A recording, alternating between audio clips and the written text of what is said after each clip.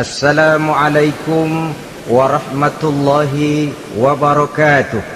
Waalaikumsalam warahmatullahi wabarakatuh. Bismillahirrahmanirrahim. Alhamdulillahi rabbil alamin. Wassalatu wassalamu ala ashrafil anbiya'i wal mursalin, Sayyidina wa maulana Muhammadin wa ala alihi wa ashabihil mujahidin at-tahirin, amma ba'd. Saudara-saudara kaum muslimin rahimakumullah, pada pertemuan kali ini kita akan membicarakan riwayat Nabi Adam alaihi salam. Nabi Adam diciptakan oleh Allah dari tanah dan merupakan manusia pertama serta bapa dari seluruh umat manusia. Pada saat Allah hendak menciptakan Nabi Adam, Allah berkata kepada malaikat, "Inni ja'ilun fil ardi khalifah." Aku akan menjadikan seorang khalifah di permukaan bumi. Malaikat dengan nada sedikit protes berkata, "Ataj'alu fiha may yufsidu fiha wa yasfiku ad-dima wa nahnu nusabbihu bihamdik wa nuqaddisu lak." Tuhan, apa perlunya engkau ciptakan seorang khalifah di permukaan bumi? Kelak kalau mereka berkembang biak, kerjanya hanya akan melakukan kerusakan, menumpahkan darah, saling bermusuhan satu sama lain.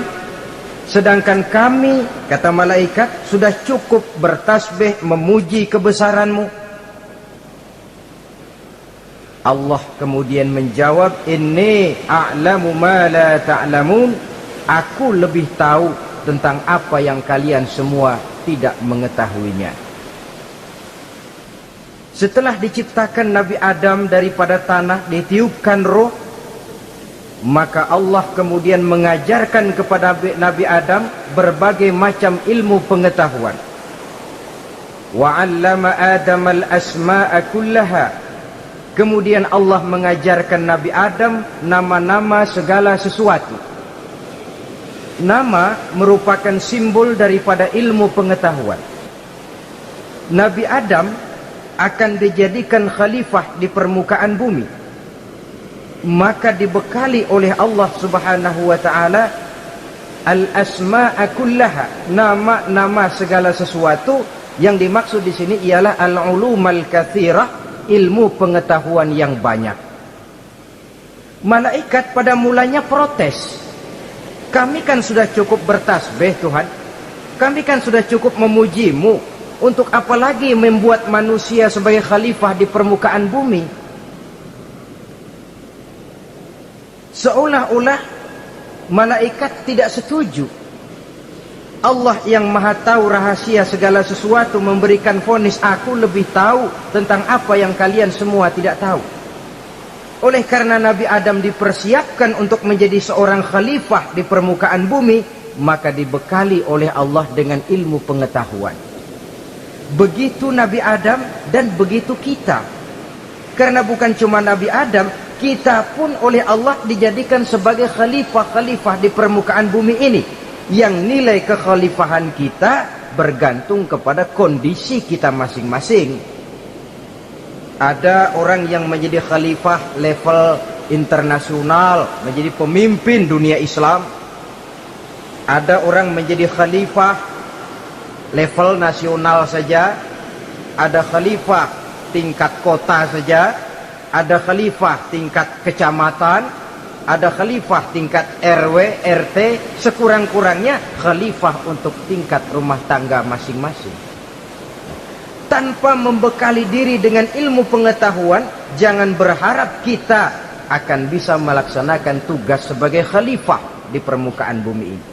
Apapun saja, Nabi mengajarkan, man arada dunya fa'alaihi bil ilmi, wa man arada al-akhirata fa'alaihi bil ilmi, wa man aradahuma fa'alaihi bil ilmi. Siapa yang menginginkan dunia harus dengan ilmu. Yang menginginkan akhirat juga harus dengan ilmu. Yang menginginkan dunia akhirat juga harus dengan ilmunya. Tanpa dasar ilmu, maka manusia tidak akan bisa menjalankan tugas kekhalifahan.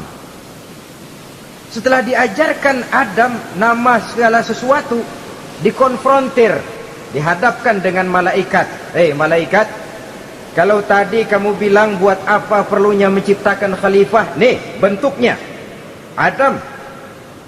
Sekarang malaikat, coba kamu sebutkan nama segala sesuatu ini yang ada di sini ini. Malaikat berkata, subhanaka la ilma lana illa ma 'allamtana. Ya Allah, kami tidak punya ilmu, kami tidak tahu semua itu kecuali apa yang telah Engkau ajarkan kepada kami. Kalau kamu tidak sanggup, Adam, sebutkan nama-nama semua itu. Adam menyebutkannya dengan lancar. Ketika itulah Allah memerintahkan malaikat untuk sujud kepada Nabi Adam alaihi salam. Sujud di sini bukan sujudul ibadah, sebab sujud ibadah kepada yang selain Allah haram. Tapi sujud di sini sujudut tawadhu' i'tirafan bi fadli Adam. Sujud merendahkan diri sebagai pengakuan terhadap keutamaan dan kelebihan Nabi Adam. Maka orang yang banyak ilmunya lebih utama dari orang yang hanya banyak ibadahnya. Bahkan iblis lebih takut kepada orang alim yang sedang tidur daripada orang goblok yang lagi ibadah.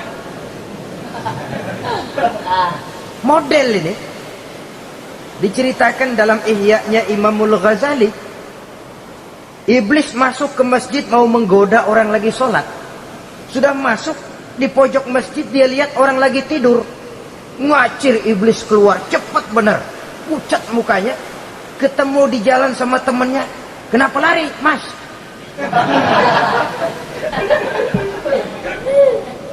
Kata temannya, saya mau goda orang sholat.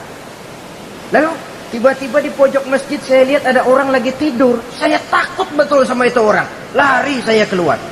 Loh, sama yang sembahyang sampean nggak takut, kok sama yang tidur takut bagaimana? Yang tidur itu orang alim. Yang lagi sembahyang itu orang goblok. Oh, godain orang goblok, saya colek juga dia lupa sembahyang. Tapi orang alim ini saya takut betul. Lah kalau diukur dengan malaikat waktu itu Nabi Adam ibadahnya lebih banyak malaikat, jelas. Sudah bertasbih, sudah bertahmid malaikat. Nabi Adam baru diciptakan. Tapi kenapa Allah perintah malaikat sujud kepada Adam? I'tirafan bi fadli Adam. Keutamaan Nabi Adam. Pantas untuk diserahi tugas sebagai khalifah mengatur kehidupan di muka bumi. Kalau malaikat yang jadi khalifah di dunia ini nggak rame dunia. Coba malaikat, material, harta nggak perlu, seksual nggak perlu. Dunia ini hambar. Justru dunia ini menjadi ramai setelah manusia diberikan fungsi sebagai malaikat, sebagai khalifah oleh Allah Subhanahu wa taala. Saudara-saudara kaum muslimin rahimakumullah, setelah nyata kelebihan Nabi Adam, maka Allah perintahkan Nabi Adam tinggal di surga dengan segala kenikmatan yang ada di dalamnya. Tapi lantaran sendirian, kesepian Nabi Adam ini, Allah Maha tahu, maka diciptakannya pasangannya, yaitu Siti Hawa dari tulang rusuk yang sebelah kiri. Sehingga Nabi pernah pesan begini, istausu bin nisa fa innahunna khuliqna min dhil'in. Hati-hati kamu ngadepi perempuan. Yang tolong dengar nih yang laki-laki, yang perempuan belaga budak aja dulu lah. Hati-hati kamu ngadepi perempuan. Fa innahunna khuliqna min dhil'in, karena perempuan diciptakan dari tulang rusuk sebelah kiri. Apa watak tulang rusuk? Tulang rusuk itu kan bengkok. Perempuan tuh begitu, didiemin aja bengkok terus, dikerasin patah.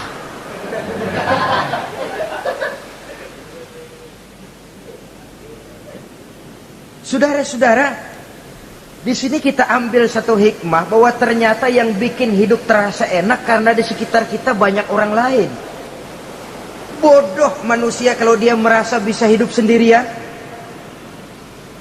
Tinggal di tengah kampung tapi gayanya gaya orang tidak mau kenal dan tidak mau tahu sama tetangga. Jangankan di dunia, di sorga saja Nabi Adam karena sendiri kesepian.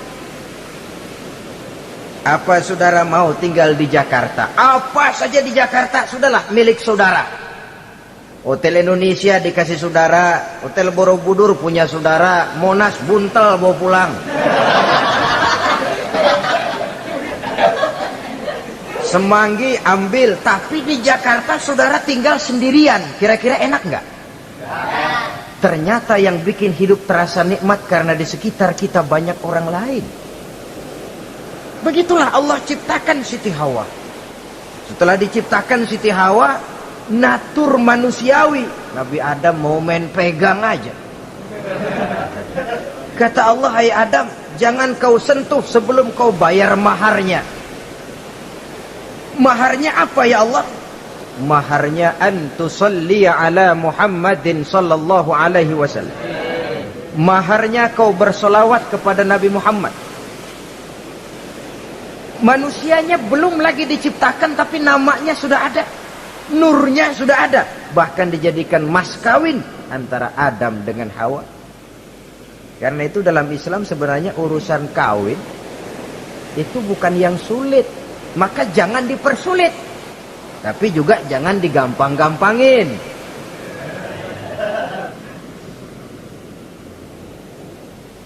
Artinya yang namanya mahar ini walaupun cuma sebentuk cincin besi kalau orang sangat tidak mampu, bahkan dengan mengajarkan Fatihah saja sah. Saya terima nikahnya Fulanah binti Fulan, dengan mas kawinnya saya ajarkan dia surah Fatihah. Kalau memang kere betul, tidak punya apapun, sah sudah itu. Agama ini mudah, karena itu jangan dipersulit, tapi juga jangan digampang-gampangin. Setelah itu Allah memerintahkan, ya Adam uskun anta wa zawjukal jannah. Hai Adam, kau dan istrimu tinggallah dalam surga. Wa kula minha ragadan haitsu syi'tuma. Segala makanan yang ada di dalamnya boleh kau makan. Pakaian yang aneka warna boleh kau pakai. Nikmati seluruh fasilitas yang ada di surga ini. Cuma atuk aja Adam. Yang lain boleh dah. Mau nggak pakai atuk aja jangan. La taqraba hadhihi syajarah. Jangan kamu dekati pohon khuldi itu. Dekat saja jangan. Apalagi sampai metik. Jangan Adam. Saudara, ma'asyiral muslimin, itulah watak manusia. Kalau ada 10 persoalan, yang 9 boleh, yang 1 tidak boleh, yang tidak boleh yang bikin dia penasaran.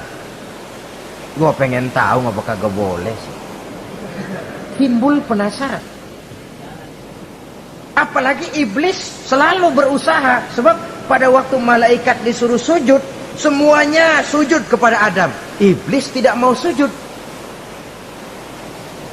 Tuhan tegur, iblis, kenapa kamu tidak mau sujud? Mana mungkin Tuhan, saya akan dibikin dari api, kata iblis. Adam dari tanah. Unsur api lebih mulia dari unsur tanah.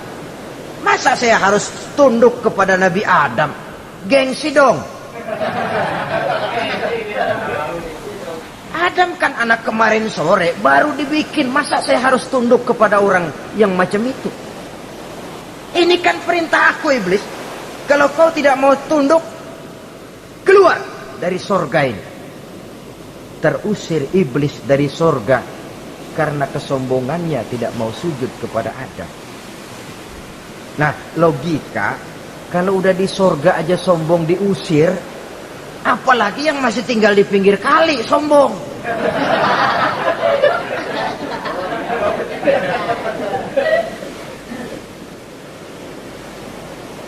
Tapi sejak peristiwa terusirnya itu, iblis bikin proklamasi. Apa proklamasi iblis? Rabbi fanzirni ila yaumi yub'atsun. Ya Allah, gara-gara Adam saya diusir dari surga. Saya minta kepadamu ya Allah, beri saya kesempatan sampai hari manusia dibangkitkan. Kata Tuhan, innaka minal munzarin. Oke, silakan. Mau apa iblis? Rabbi bima aghwaytani la uzayyinanna lahum fil ardi wa la ughwiyannahum ajma'in. Ya Tuhan, disebabkan engkau telah menyesatkan aku, akan aku hiasi mereka manusia dengan kejahatan yang ada di muka bumi ini, dan aku akan sesatkan mereka semua. Ini proklamasi iblis. Gara-gara Adam saya terusir dari surga, maka sejak saat ini Adam dan seluruh keturunannya musuh bebuyutan saya. Akan saya lakukan segala macam cara untuk menggelincirkan manusia agar mereka menjadi orang yang engkau murkai ya Allah. Kemudian Allah memberikan jawaban. Dialog ini saudara bisa lihat dalam surah Al-Hijr ayat 40, 41 sampai 44. Kata Allah apa? Inna ibadi laisa laka alaihim sultanun illa man ittaba'aka minal ghawin. Silahkan iblis, yang lain barangkali bisa kau goda, kecuali hamba-hambaku yang benar-benar hambaku, engkau tidak akan punya daya mempertipu mereka. Engkau tidak akan punya kemampuan menggelincirkan mereka, kecuali kalau memang mereka sudah mau ikut pengaruhmu. Sepanjang mereka benar-benar menjadi hambaku, kata Allah, hamba Allah yang sebenarnya, mereka di luar kekuasaanmu iblis. Tapi kalau mereka sudah turun menjadi hamba harta, hamba dunia, hamba pangkat, budak jabatan, mereka itu yang bisa kau gelincirkan. Selama mereka masih tetap sebagai hambaku, kata Allah, mereka di luar jangkauan kekuatan dan kekuasaanmu iblis. Nah, sejak saat itu kan iblis selalu nyari jalan, nyari lantaran bagaimana Adam nih supaya dia tergelincir. Gara-gara dia saya diusir dari surga. Nguping terus iblis. Sampai akhirnya dia dapat berita tentang dilarangnya Nabi Adam mendekati pohon khuldi itu. Satu hari dengan muka sedih, iblis itu the best actor, aktor ulung dia, dengan roman muka sedih dia datang kepada Nabi Adam dan Siti Hawa. Kata Nabi Adam, iblis, ente kok tampangnya demek amat sih?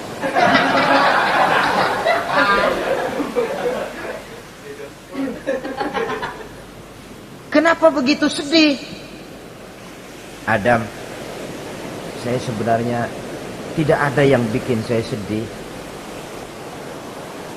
Cuma saya dapat berita bahwa engkau tidak akan selamanya di dalam surga ini. Wah Adam, kalau engkau bisa tetap tinggal di surga bersama istrimu, alangkah bahagianya saya, kata ibu. Tapi saya dapat kabar ente nggak bakalan lama-lama di surga. Buktinya ente dilarang makan buah khuldi. Khuldun artinya kekal. Kalau kau makan buah itu, kau akan kekal di surga Adam. Tuhan gak pengen, makanya dilarang. Wa qasamahuma inni lakuma laminan nasihin. Untuk memperkuat omongannya, sumpah si iblis. Bener Dam, saya sih ngomong cuma buat kepentingan ente. Saya sayang sama ente. Yang tahu cuma saya dah. Bicaranya seolah-olah untuk kepentingan Nabi Adam. Sebenarnya tujuannya tidak lebih menjerumuskan Nabi Adam. Begitu iblis zaman dulu, zaman Adam, dan begitu iblis zaman sekarang. Seolah-olah bicaranya untuk kepentingan umat Islam, tapi sebenarnya tujuannya ngelecehin, memperdayakan umat Islam. Dia bilang kepada Adam, saya sih cuma ngasih saran Adam, kalau ente pengen selamanya di surga, petik aja tuh buah, pokoknya beres dah. Itu si Tuhan ngelarang bohongin doang lo. Supaya kau dan istrimu tidak lama-lama di sorga, maka dilarangnya kau memakan buah khuldi itu. Udah, embat aja. Saudara-saudara, tipu daya iblis ini bisa kita baca dalam surah Al-A'raf ayat 20 sampai ayat 22.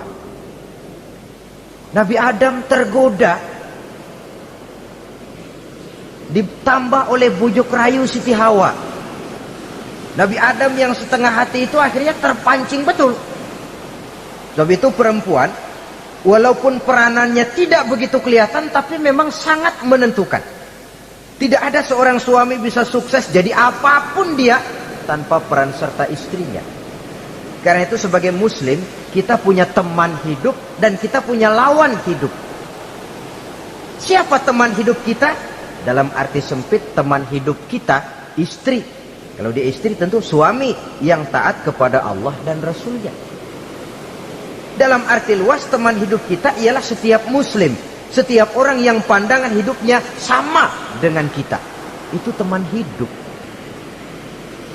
Lalu lawan hidup kita siapa? Lawan hidup kita secara mutlak iblis dalam segala bentuknya.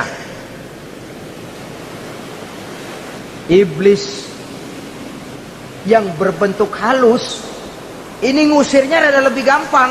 Konon ya, iblis setan itu kalau dengar orang azan kan lari. Takut dia, dibacakan bismillah, minggir. Yang sulit diusir ini iblis yang berbentuk manusia. Diazanin nyengir.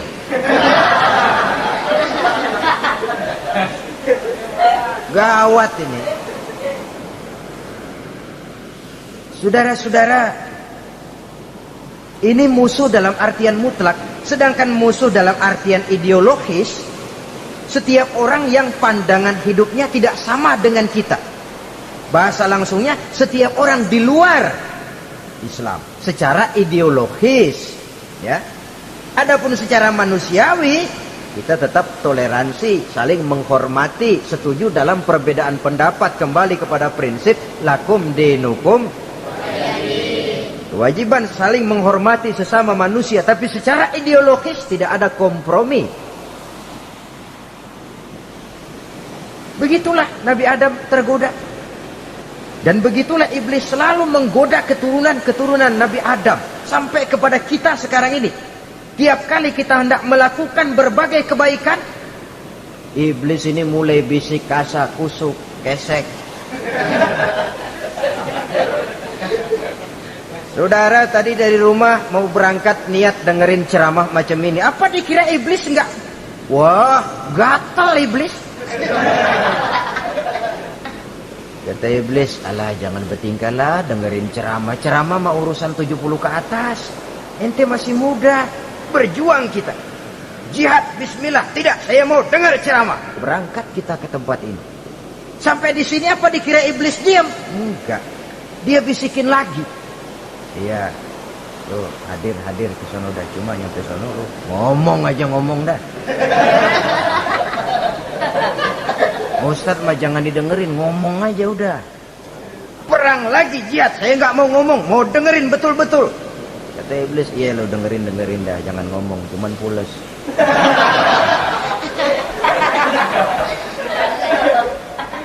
Segala macam cara dilakukan oleh iblis untuk menggelincirkan manusia. Ketika Nabi Adam mengambil buah khuldi itu, datanglah murka Allah. Adam, seolah-olah kalau bahasa kita, kelewatan kamu Adam. Dari belum ada aku ciptakan kau. Barangkali kau merasa kesepian, aku ciptakan Hawa. Aku tinggikan derajatmu dari malaikat sampai malaikat sujud kepadamu. Aku perintahkan kau tinggal di sorga dengan seluruh fasilitas yang ada di dalamnya. Cuma satu yang aku minta, jangan dekati pohon khuldi, engkau tidak sanggup Adam. Keluar dari sorga ini. Terusir Nabi Adam dan Siti Hawa dari sorga. Turun ke dunia ini. Turun terpisah lagi. Ya Allah. Orang itu kalau biasa susah, ketemu susah sih menglalap namanya. Makanannya, tapi biasa seneng ketemu susah. Ini yang kalau tidak kuat mental. Tengoklah zaman sekarang kan nih, kalau tuan-tuan rajin baca pos kota, kayaknya nyawa murah bener. Pasal duit 100, nyawa hilang. Pasal diputusin pacar, begon di tenggak. Gantung diri pakai tali plastik. Murah betul kelihatannya jiwa itu. Sehingga pantas kalau Nabi pernah katakan irhamu salasatan minan nas, sayangilah 3 macam manusia.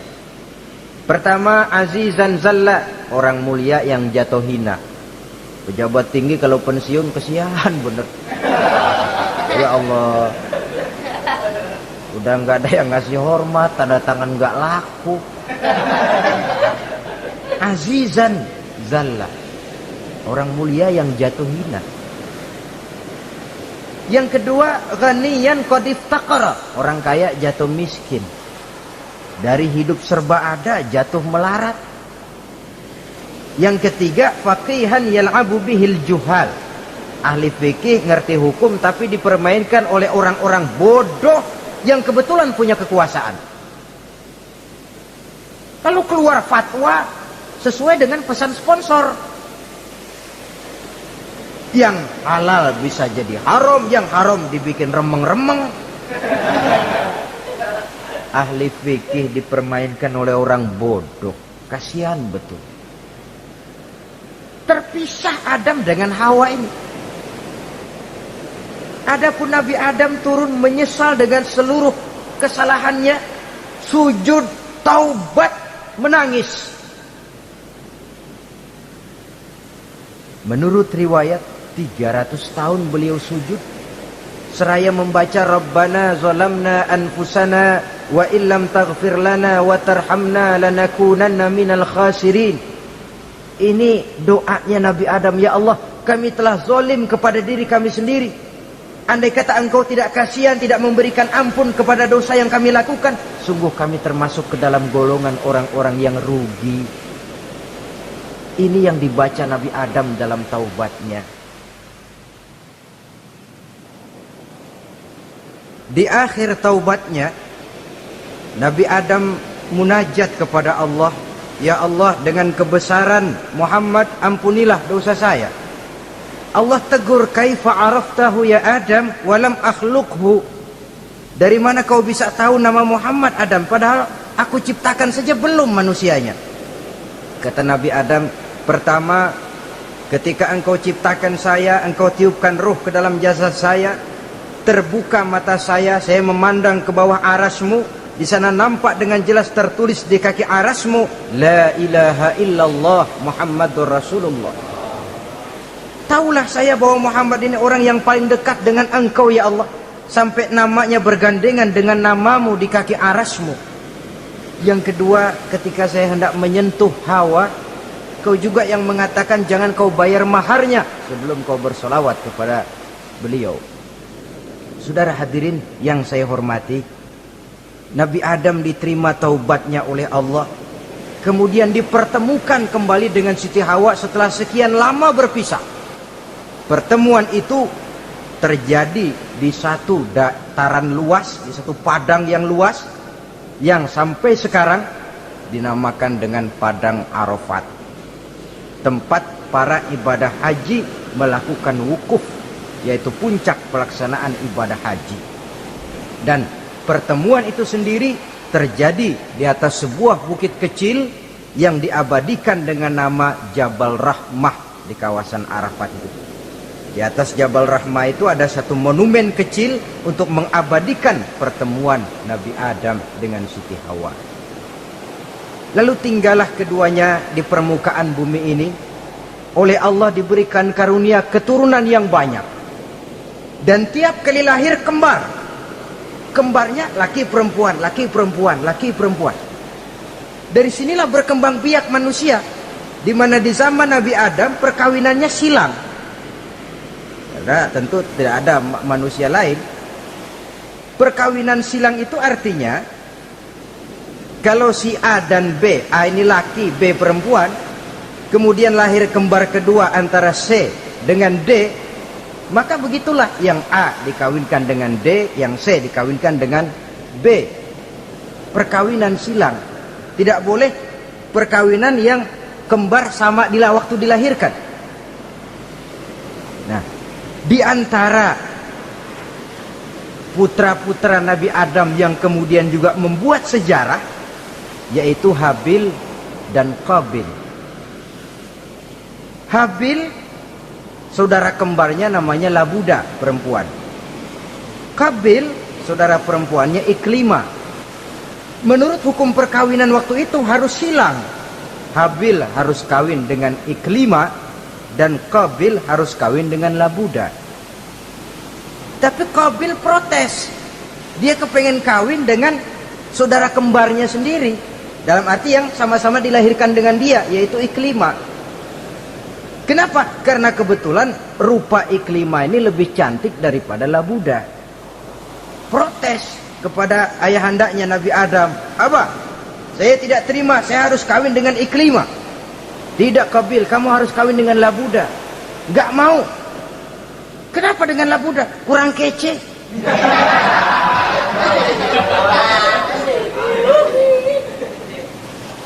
Bertengkar, Nabi Adam tidak berhasil menyelesaikan, lalu diserahkan saja kepada Allah. Kata Allah begini saja, bikin korban, kamu berdua, Habil, Qabil. Siapa yang korbannya aku terima, dia boleh kawin sama Iklimah. Ternyata korban yang diterima adalah korbannya Habil. Jadilah Habil kawin dengan Iklimah. Tapi Qabil tidak puas. Dendam kesumatnya timbul, iblis ngilikin. Kresek. Akhirnya dibunuh saudaranya Habil ini. Inilah sejarah pembunuhan pertama dalam kehidupan manusia. Qabil membunuh Habil. Habis dibunuh bingung. Bagaimana naroknya ini mayat? Allah lalu memberikan petunjuk. Dalam Al-Maidah ayat 31 itu dijelaskan. Ada burung gagak berantem sama burung. Yang satu mati. Nah, oleh yang masih hidup, tanah ini dicakar-cakar sama kakinya dan sama paruhnya. Sehingga berbentuk lubang, bangkai saudaranya itu dimasukin ke lubang itu, lalu diuruk lagi pakai tanah. Oleh cakar kakinya dan paruhnya itu. Sehingga Qabil, cara ini bisa. Itulah sejarah penguburan pertama dalam perkembangan manusia. Oleh karena itu, Nabi memberikan penjelasan, man sanna sunnatan hasanatan falahu ajruha wa ajru man amila biha wa fi riwayatin wa ajru man tabi'aha. Siapa orang yang melakukan satu kebajikan, dia akan mendapat pahala dan pahala dari orang-orang yang mengikuti kebaikannya. Misalnya saudara membentuk pengajian, ramai pengajian saudara, 1000 orang yang datang ngaji, 1000 orang saudara dapat pahala. Sponsor kebaikan. Sebaliknya, wa man sanna sunnatan sayyi'atan falahu ismuha wa ismu man amila biha, ay wa ismu man tabi'aha. Siapa yang memulai suatu kejahatan, dia akan mendapat dosa dan dosa dari orang-orang yang melakukan atau mengikuti kejahatannya. Umpamanya saudara mengadakan pesta, lalu dalam pesta itu terjadi segala macam maksiat, maka seluruh maksiat yang terjadi malam itu di tempat itu, saudara ikut dapat dosanya. Kenapa? Sponsor. Tiap kali ada pembunuhan, Qabil dapat andil dosa. Kenapa? Sponsor. Tapi kalau 2 orang muslim, ini masalahnya Habil nggak ngelawan kan, dibunuh. Tapi kalau 2 orang muslim berkelahi, kata Nabi apa? Apabila 2 orang muslim saling berbunuh-bunuhan,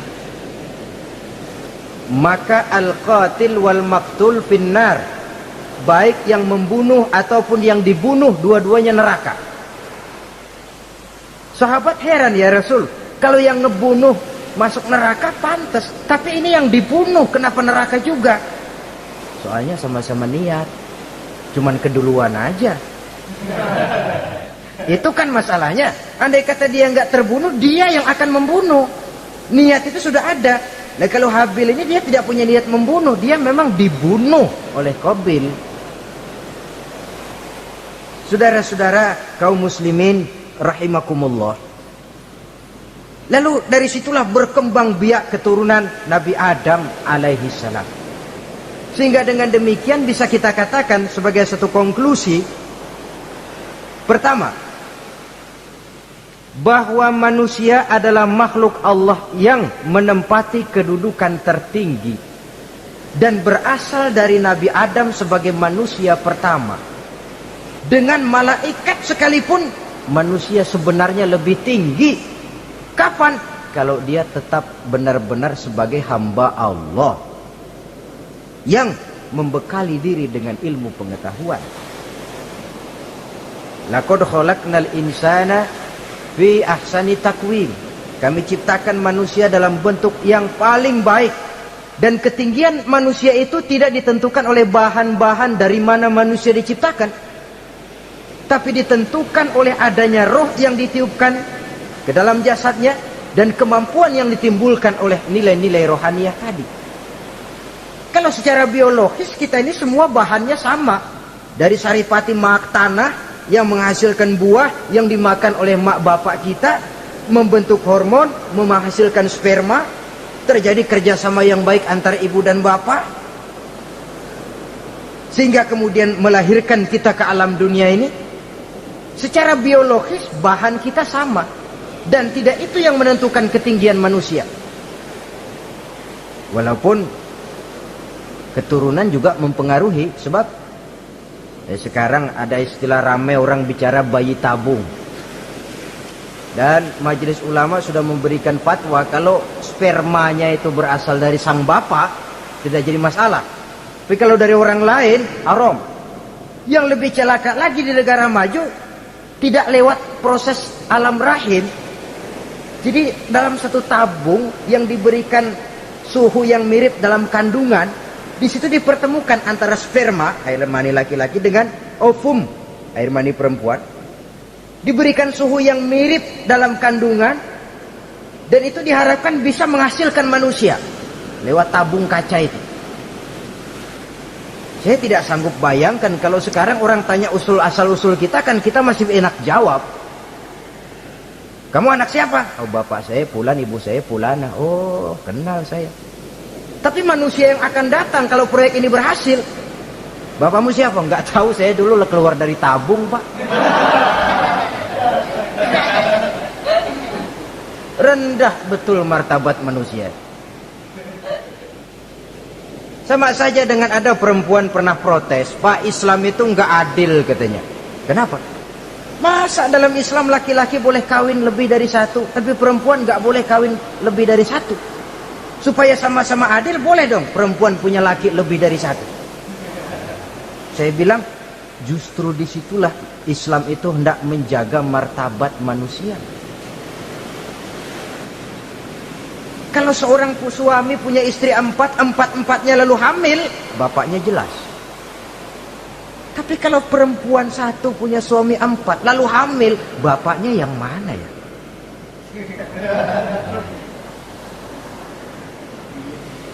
Rendah martabat manusia. Ketika si bayi lahir, ibunya lihat, ini jidatnya kayak si ini. Sudah, ini anakmu saja nih, jidatnya jidat kamu. Kata, antar dulu jidat saya, tapi kuping B nih nggak mau saya. Terkatung-katung si anak tanpa tahu kemana dia mesti manggil bapak. Ibu daftarin anak ke sekolah, Pak Guru tanya lagi, ini bin siapa, Bu? Bingung lah, udah tulis, Bu, bin rame-rame.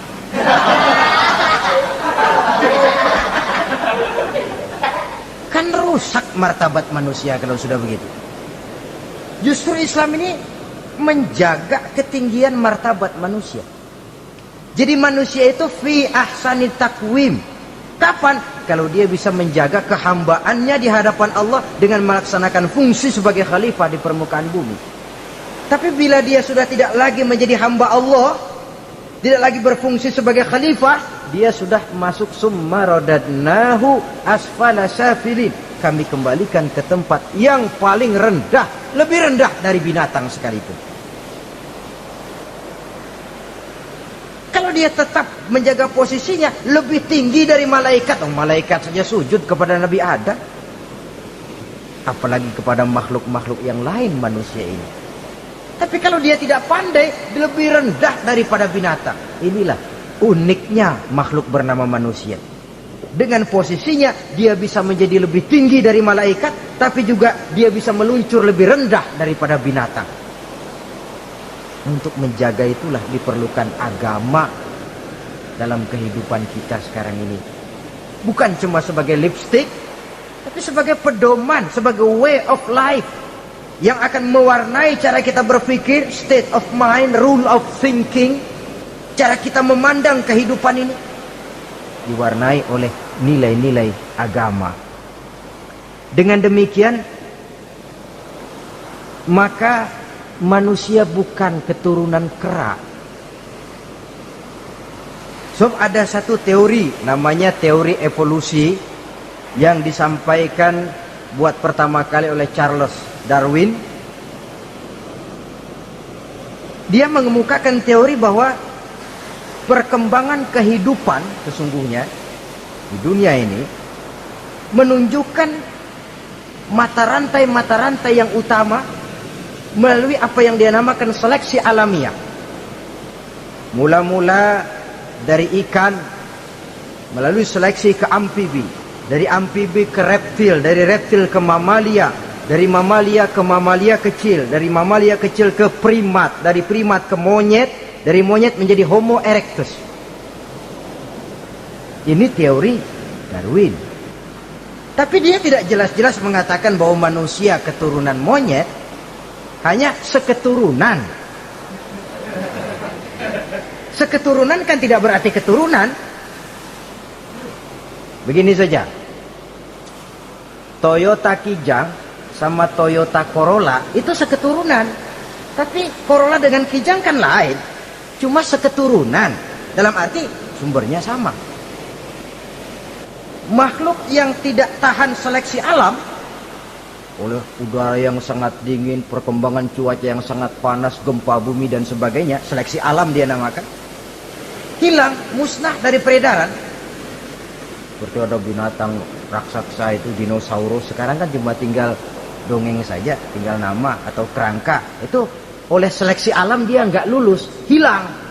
Yang bertahan, yang lulus seleksi alam. Manusia walaupun kecil yang lulus seleksi alam ini. Biar dihantam gempa bumi, angin topan, tetap aja ngejedok. Nah, teori Darwin ini, teori evolusi ini didukung dan dibuktikan oleh peninggalan fosil atau binatang dan tumbuhan yang hidup dan mati selama perkembangannya. Dari bentuk organik pertama hingga pendahulu terdekat daripada manusia. Tapi ada satu kelemahan dari pokok daripada teori evolusi ini. Pertama, garis perkembangan dari Homo erectus, yakni manusia jalan tegak, semacam gorilawi itu, sampai kepada manusia mutaakhir masih belum menentu.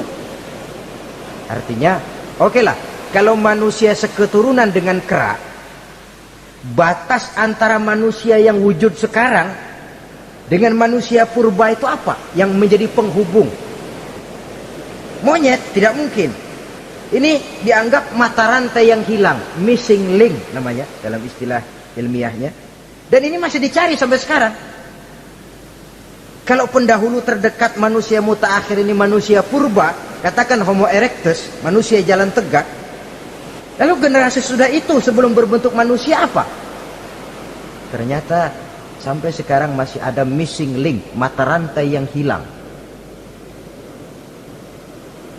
Lalu yang kedua, teori evolusi berhenti kepada manusia mutaakhir. Kalau memang kita manusia sekarang ini hasil evolusi, tentu kita akan terus berevolusi lagi. Dan akan jadi apa kita nanti? Ternyata sudah ribuan tahun manusia tetap manusia begini-begini aja. Tidak berevolusi kita ini. Apa lalu matanya jadi cuma satu di tengah? Hasil evolusi? Kan tidak. Tidak berevolusi. Jadi kembali kepada Quran, manusia pertama adalah Nabi Adam. Dan manusia-manusia berikutnya keturunan daripada Nabi Adam. Dan bukan hasil evolusi daripada monyet. Juga tidak akan berevolusi kemana-mana. Kalau demikian, benarkah teori evolusi? Untuk mengatakan mutlak benar, bukan wewenang kita. Untuk mengatakan salah total, juga kebenaran ilmu adalah relatif sebagai relatifnya daya pikir manusia. Di samping dia harus membuktikan kebenarannya, maka kebenaran ilmiah adalah kebenaran yang relatif dan temporer. Contoh kecil saja. Dulu orang berteori bahwa bagian yang terkecil dari suatu benda namanya molekul, kan begitu? Molekul ini nggak bisa dibagi-bagi. Bagian yang paling kecil dari suatu benda namanya molekul. Ilmu terus berkembang. Ternyata molekul sebenarnya terdiri daripada atom. Atom itulah bagian terkecil dari suatu benda yang nggak bisa dibagi-bagi lagi.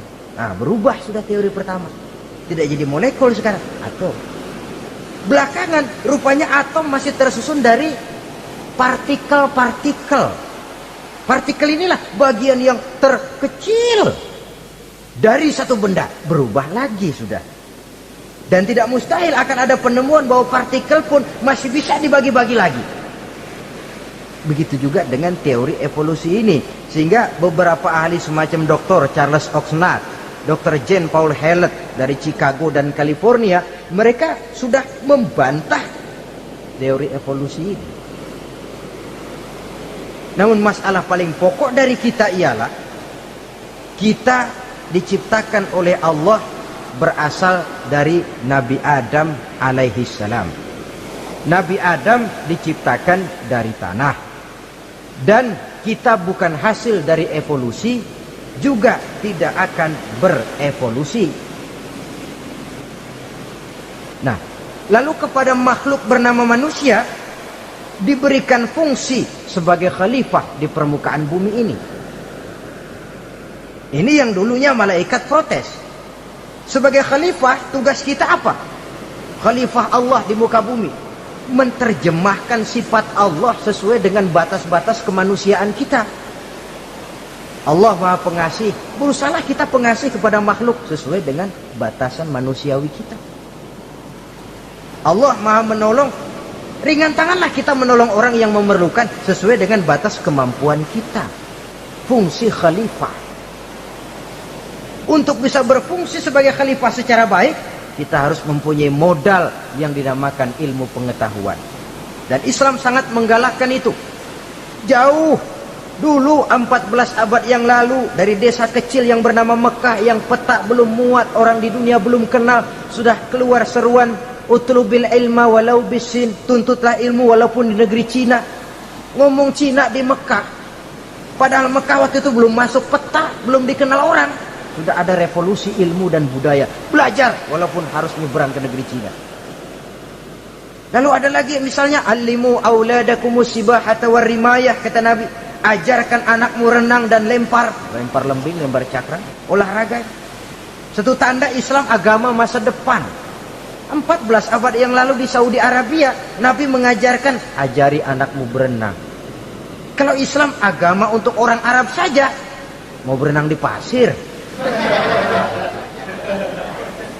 Tapi wawasan pandangannya luas. Bahwa Arab sebagian besar memang Islam, betul. Tapi Islam bukannya Arab, itu juga jelas. Sepanjang kita masih menjadi khalifah Allah, maka sepanjang itu kita fi ahsani taqwim. Nah, sebagai khalifah Allah kita bertugas membudidayakan alam ini. Kita kadang-kadang terlalu. Ada ayat, wa ma min dabbatin fil ardi illa 'alallahi rizquha. Semua yang melata di muka bumi dijamin rezekinya oleh Allah. Ayat itu betul. Hak karena datang dari Allah. Bahwa rezeki disediakan di muka bumi memang. Tapi rezeki itu tidak turun begitu saja laksana jatuhnya embun di waktu pagi. Kita harus berusaha. Dan usaha manusia mencari rezeki lain dengan ayam.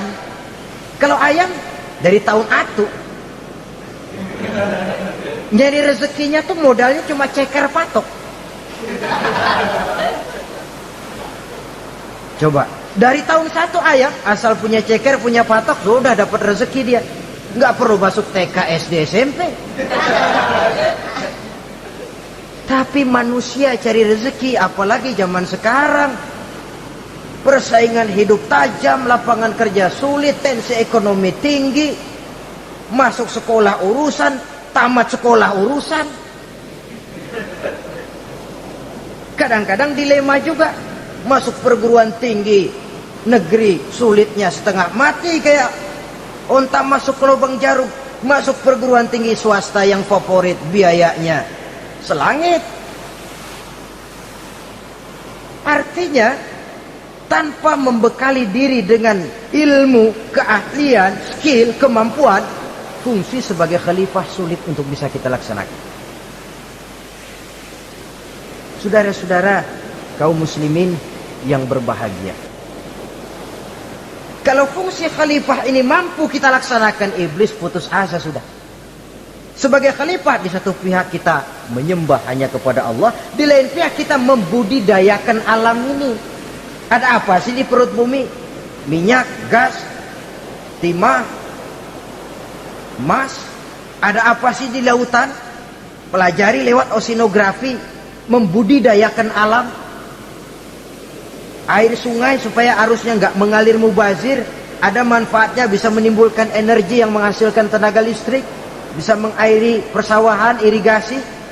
Bikin apa? Bikin dam, membudidayakan alam. Tapi juga mengislamkan budidaya itu. Bahasanya mengkulturkan natur, mengislamkan kultur. Membudidayakan alam dan mengislamkan budi dan budaya manusia itu.